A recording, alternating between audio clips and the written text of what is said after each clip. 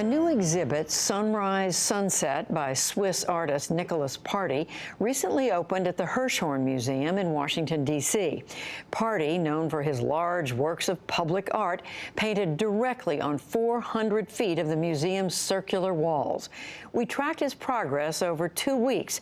Party told the NewsHour he was inspired by the notion that no matter what happens, the sun will rise in the morning.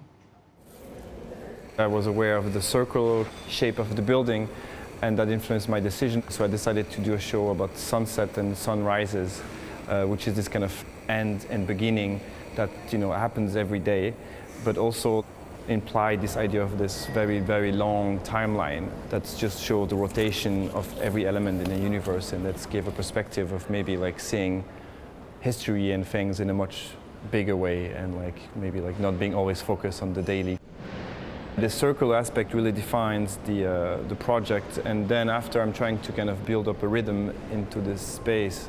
Every wall has a different color, but also every shape of the paintings that I'm doing on the wall also have a different format to give like a rhythm and an energy to the wall. I like to improvise, so there's an element of freedom when I work on the wall. So I use the wall almost as a piece of paper. Sometimes, of course, I have sketches, but yeah, I work very organically, so there's an element of surprise. It's really exciting. I mean, yeah, it's really exciting to have all this space. In a matter of days, I will do like 30 different paintings. A lot of art that I love, they feel really alive and energetic, and so you need to be in that stage when you're doing them.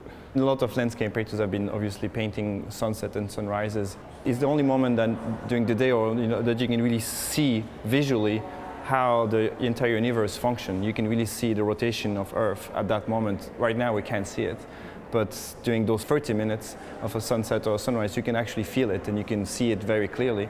And all those kind of different reasons that the color change, the sky and color change, that's the physical reaction of the light going through different kind of angles and stuff. And I thought that's fascinating.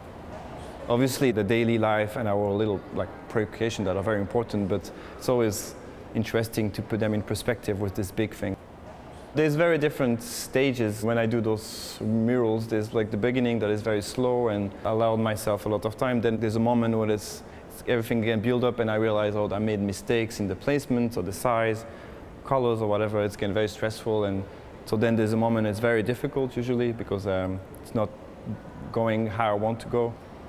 Also just coming to a space, doing something, and this thing will disappear or more or less being covered up. So it will still be here, but it will be covered by a layer of paint. It's like ruins that are underneath, like the cave painting. You don't see, but I'm sure there's a lot of them that we don't see or we don't know about, but they exist.